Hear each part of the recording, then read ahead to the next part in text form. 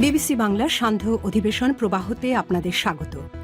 আজ আপনাদের সাথে লন্ডন স্টুডিও থেকে আছি মানসী বড়ুয়া। বাংলাদেশের সর্বশেষ গুরুত্বপূর্ণ আপডেট সংবাদে আপনাকে স্বাগত। শুরুতেই সংবাদ শিরোনাম, পরে বিস্তারিত। প্রথমে জানাবো, দিল্লির ফাঁদে পা দিয়েছে জামাত ইসলাম। চট্টগ্রাম উত্তর জেলা বিএনপির সাবেক যুগ্ম আহ্বায়ক ও হালদা গ্রুপের চেয়ারম্যান সরোয়ার আলমগীর বলেছেন, ভারতের দিল্লি মূলা ঝুলিয়ে দিয়েছে জামাত ইসলামের সামনে। তারা ভারতের ফাঁদে পা দিয়েছে পিআর পদ্ধতিতে নির্বাচনের দাবি সব ভারতের নীলনকশার অংশ। আজ ফটিকছড়ি ইউনিয়নের ৬ নং ওয়ার্ডে আগামী রাষ্ট্র গঠনে জনগণের প্রত্যাশা, দাবি ও দুর্ভোগের কথা শুনতে আয়োজিত উঠান বৈঠকে এসব কথা বলেন তিনি। এরপর জানাবো, নির্বাচন অনিশ্চিত হলে বাড়তে পারে রাজনৈতিক নৈরাজ্য। রাজনৈতিক দলগুলোর বিপরীতমুখী অবস্থান।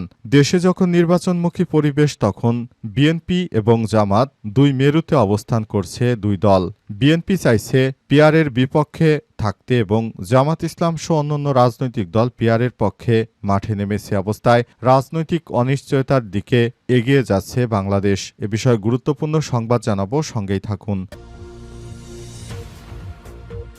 এদিকে জামালপুরের মাদারগঞ্জে শ্রমিক দল নেতার সঙ্গে প্রবাসীর স্ত্রীর আপত্তিকর ভিডিও ভাইরাল, থানায় অভিযোগ।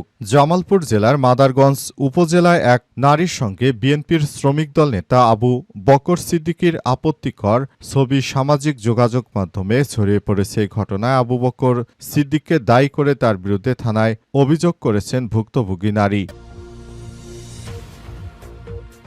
জানাবো, দলীয় নির্দেশনা মানছে না বিএনপি নেতা মিন্টু।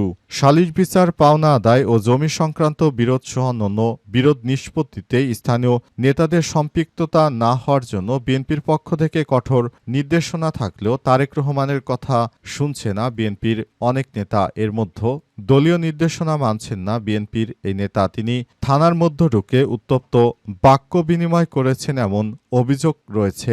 কালবেলা সংবাদটি নিশ্চিত করেছেন। এবং সর্বশেষ জানাবো, দেশে গ্রহণযোগ্য নির্বাচনই এখন সবথেকে জরুরি বললেন দুদু। বিএনপির ভাইস চেয়ারম্যান শামসুজ্জামান দুদু বলেছেন, দেশের বর্তমানে সবথেকে বড় প্রয়োজন একটি গ্রহণযোগ্য নির্বাচন। এই নির্বাচনের জন্য আমাদের নেতা তারেক রহমান দীর্ঘদিন ধরে চেষ্টা চালিয়ে যাচ্ছেন। গণতন্ত্র মুক্ত পাক, স্বৈরাচারী নিপাত যাক, এই স্লোগানকে সামনে রেখে দেশটাকে গড়ার জন্য তারেক রহমান সবথেকে বেশি ভূমিকা রেখেছে বলে মন্তব্য করেছেন বিএনপির এই নেতা। প্রিয় দর্শক, এতক্ষণ শুনছিলেন সংবাদ শিরোনাম, এবারে বিস্তারিত। তবে তার আগে বন্ধুরা, অনুরোধ থাকবে এই সংবাদটিতে একটি লাইক দিন।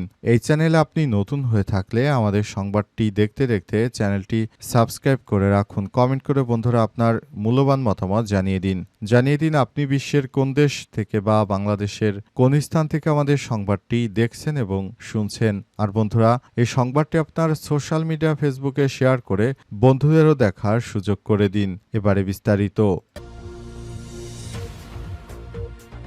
দিল্লির ফাঁদে পা দিয়েছে জামাত ইসলাম, বলছে বিএনপি।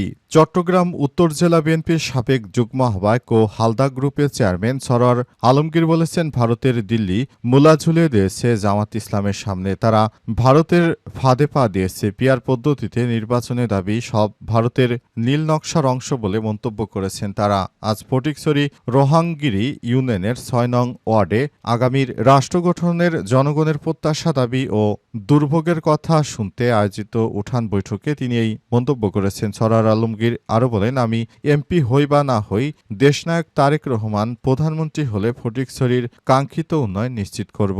স্থানীয় ঈদগাহ ময়দানে ওই উঠান বৈঠকে ওয়ার্ড বিএনপির সভাপতি মোহাম্মদ এনামুল হকের সভাপতিত্বে ছাত্রদল নেতা এম এ মাহফুজের সঞ্চালনায় বিশেষ অতিথি হিসেবে ছিলেন বিএনপি মোবারক হোসেন কাঞ্চন, বীর মুক্তিযোদ্ধা মাহবুবুল আলম চৌধুরী, বাবু মিহির চক্রবর্তী, নাজিম উদ্দিন শাহিন, আবু আজম তালুকদার, শাহরিয়ার চৌধুরী, খালেদ মাহমুদ, বাবুল বেলাল উদ্দিন, রাকিবুল হক চৌধুরী, রুবেল লিটু, আজম, শফিউল আলম, বিপ্লব গনি চৌধুরী, ওসমান, শামসুদ্দিন মালেক চৌধুরী, সাইফুল হায়দার রাসেল, মোজাহারুল ইকবাল লাভলু, নুরুল আলম, মহিউদ্দিন মেসি, মোহাম্মদ শাহেদ সহ আরও অনেকেই। নির্বাচন অনিশ্চিত হলে বাড়তে পারে রাজনৈতিক নৈরাজ্য। রাজনৈতিক দলগুলোর বিপরীতমুখী অবস্থান। দেশ যখন নির্বাচনমুখী তখন সংসদের উভয় কক্ষে পিআর বা সংখ্যানুপাতিক প্রতিনিধিত্ব পদ্ধতি চালু এবং জুলাই জাতীয় সনদের ভিত্তিতে আগামী ফেব্রুয়ারিতে জাতীয় নির্বাচন অনুষ্ঠান সহ বিভিন্ন দাবিতে জামাত ইসলাম সহ ৭টি রাজনৈতিক দল বৃহস্পতিবার থেকে আন্দোলন শুরু করেছে।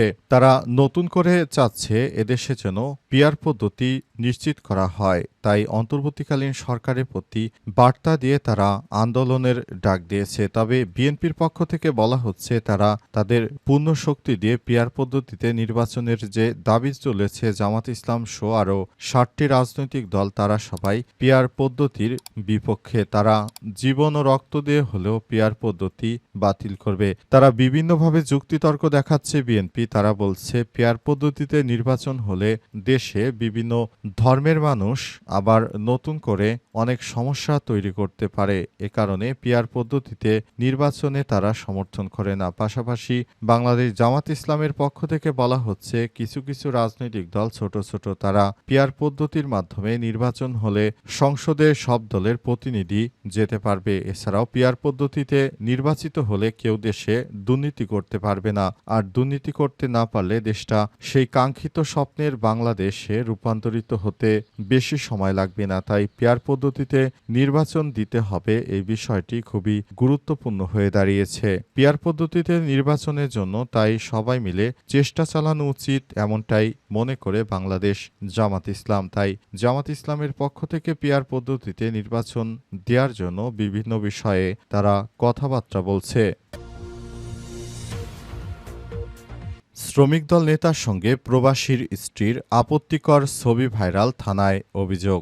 জামালপুরের মাদারগঞ্জে উপজেলার এক নারীর সঙ্গে শ্রমিক দল নেতা আবু বক্কর সিদ্দিকের আপত্তিকর একটি ছবি সামাজিক যোগাযোগ মাধ্যমে ছড়িয়ে পড়েছে। এই ঘটনায় আবু বক্কর সিদ্দিককে দায়ী করে তার বিরুদ্ধে থানায় অভিযোগ করেছেন ভুক্তভোগী নারী। বিকেলে মাদারগঞ্জ মডেল থানায় ওই ভুক্তভোগী নারী অভিযোগ করেছেন। এতে আবু বক্কর সিদ্দিক সহ আরও ৫ থেকে ৬ জন অজ্ঞাত ব্যক্তিকে বিবাদী করা হয়েছে। অভিযোগ দায়েরের বিষয়টি নিশ্চিত করেছেন মাদারগঞ্জ মডেল থানার ওসি সাইফুল্লাহ সাইফ। অভিযুক্ত আবু বক্কর সিদ্দিক উপজেলা শ্রমিক দলের সিনিয়র সভাপতি ও পৌর ৪ নম্বর ওয়ার্ডের সাবেক কাউন্সিলর ও উপজেলা সদর বালিচুরি বাজারের সজীব হোটেলের মালিক। জানা গেছে তিনি দীর্ঘদিন ধরে প্রবাসীর স্ত্রীকে নিয়ে নানা রকম অপকর্ম করে বেড়াচ্ছিলেন। অবশেষে সে বিষয়টি জনসম্মুখে আসার পর তিনি বিএনপি নেতা এই পরিচয় দিয়ে সবকিছু ম্যানেজ করার চেষ্টা করছিলেন। অবশেষে সাধারণ জনতা তার সেই কথা মানে নাই। এ কারণে তাকে আলটিমেটাম দেয়া হয়। অবশেষে প্রবাসীর স্ত্রীর সঙ্গে অসামাজিক একটি ছবি ফেসবুকে ছড়িয়ে পড়ে। এরপরই তার বিরুদ্ধে অভিযোগ দায়ের করা হয়েছে। বর্তমানে তিনি পলাতক রয়েছেন। ওই প্রবাসী স্ত্রীর সঙ্গে তার ঘনিষ্ঠ মুহূর্তের সম্পর্কের ছবিটি ভাইরাল হওয়ার পর লোকলজ্জার ভয়ে তিনি এলাকা ছাড়া রয়েছেন। বর্তমানে থানায় তার বিরুদ্ধে অভিযোগপত্রটি দায়ের করা হয়েছে। দলীয় নির্দেশনা মানছে না বিএনপি নেতা মিন্টু। সালিস বিচার, পাওনা আদায় ও জমি সংক্রান্ত বিরোধসহ অন্যান্য বিরোধ নিষ্পত্তিতে স্থানীয় নেতাদের সম্পৃক্ত না হওয়ার জন্য বিএনপির পক্ষ থেকে কঠোর নির্দেশনা রয়েছে। কিন্তু দলীয় নির্দেশনা অমান্য করে অভিযোগ উঠেছে খুলনার দিঘলিয়া উপজেলা বিএনপির আহ্বায়ক মিন্টু মোল্লার বিরুদ্ধে।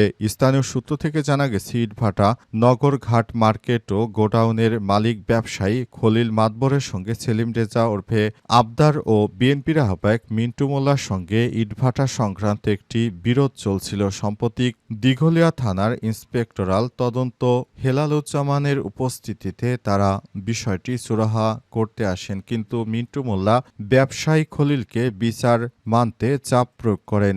এক পর্যায়ে উভয় পক্ষই উত্তেজিত হয়ে পড়ে এবং দায়িত্বপ্রাপ্ত পুলিশ কর্মকর্তার সামনে গালিগালাজ করতে থাকেন। পুলিশ কর্মকর্তা বিব্রত হয়ে উভয় পক্ষকেই অফিস কক্ষ থেকে বের হয়ে যাওয়ার অনুরোধ করেন। এ বিষয়ে ব্যবসায়ী খলিলের সঙ্গে যোগাযোগ করে হলে তিনি কালবেলাকে বলেন, আবদারের সঙ্গে আমি কয়েক বছর আগে ইটভাটার ব্যবসা শুরু করি।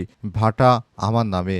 ব্যবসায় লোকসান হলে ঋণের করা টাকা পরিশোধ না করেই সে চলে আসে। পরে সব ঋণ আমি একাই পরিশোধ করি। কিন্তু 2019 সালের দিকে আবদার নানা মিথ্যা অভিযোগের মালিকানা আবার পুনরায় দাবি করে। এরপর তাকে বলি, দেখো তুমি যখন ছিলে তখন যে ঋণ পরিশোধ করেছি সেই টাকাগুলো ফেরত দিতে, কিন্তু সে সেই টাকা ফেরত না দিয়ে উপরন্তু আমার উপর নানাভাবে অন্যায়ভাবে অত্যাচার করতে শুরু করে। তখন কোনো উপায়ন্ত না দেখে আমি প্রশাসনের দ্বারস্থ হয়েছি। তবে বিএনপির ভয়ভীতি দেখে এই নেতা আমার উপর নানাভাবে অত্যাচার করছে বলে অভিযোগ করেছেন। তিনি বলছেন, আমি নিজে অনিরাপত্তা বোধ করছি। আমি এই বিষয়টি নিয়ে খুবই চিন্তিত হয়ে পড়েছি। আশা করি খুব দ্রুত সময়ের মধ্যে আমাকে এ বিষয়ে ভালো কোনো কিছু সিদ্ধান্ত দেওয়া উচিত।